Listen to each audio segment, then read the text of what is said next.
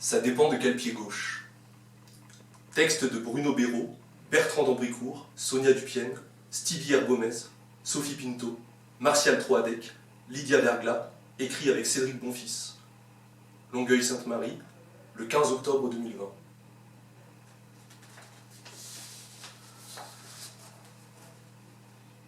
Pardon, on ne veut pas déranger. On ne va pas faire trop de bruit. On parle un peu, pas plus. Trop de bruit, ça dérange. On nous a demandé de parler. Comme trop de bruit, ça dérange, on voudrait en parler. Un peu.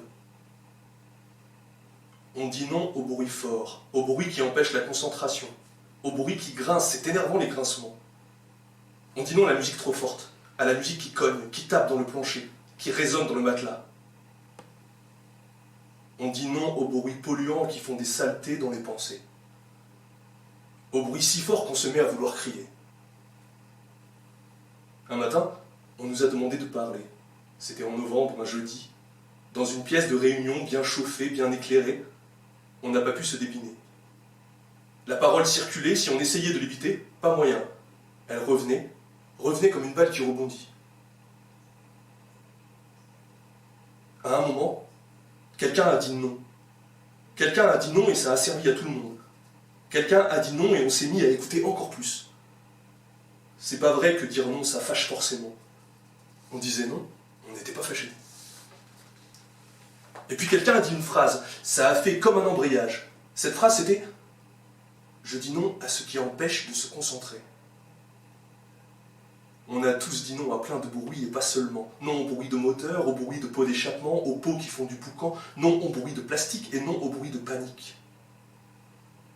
Parler des bruits qui résonnent, ça fait rebondir la balle. Quelqu'un parle de la musique trop forte, quelqu'un parle des cris. Les cris, j'en pleure, a dit quelqu'un. Et on n'est pas allé vérifier dans le mouchoir à qui était le chagrin. On dit non, tranquillement. On dit non aussi au mal de dos. On dit non à l'agitation, non aux couleurs violentes sur les murs, non au manque de place, non quand ça s'accumule, non quand c'est trop. Trop de choses au même endroit, trop d'affaires dans le même tiroir, non quand c'est trop. Trop de questions dans le même moment, trop de consignes dans la même phrase. Et pendant qu'on cause des phrases, on peut parler d'orthographe. Parce que les règles, on en a besoin, d'accord, mais les petites fautes qui traînent encore ne peuvent pas gâcher toute la joie. On dit non aux fautes d'orthographe qui ont l'air de catastrophe. On a monté les noms les uns avec les autres. Ça s'assemble, comme les Legos. Ensuite, parler, c'est comme le VTT dans les bois. S'il y a des orties, des ronces, si ça pique un peu, c'est rien. Ce qui compte, c'est la balade, la sortie, l'énergie que ça donne. Sortir les choses. On dit non à ceux qui rabaissent les gens et qui rabaissent les choses. On dit non aux gens trop fermés, au manque d'écoute, aux gens trop pressés. On en profite pour dire non aux gens qui traitent de navettes ceux qui n'aiment pas les navets. Tant qu'on y est, on dit non aux disputes qui font tourner la tête. Pire que le manège, c'est sans ticket, sans pompon. On se dispute, on ne sait pas pour combien de tours, et on ne gagne rien. On dit non, mais pas de vulgarité. On n'a pas envie que quelqu'un passe derrière pour nettoyer. On veut de la confiance. Quelqu'un l'a bien dit ce matin-là. Je préfère travailler plus et qu'on me fasse confiance. C'était un jeudi matin et c'était pas du baratin. Pas la peine de venir derrière, de repasser après.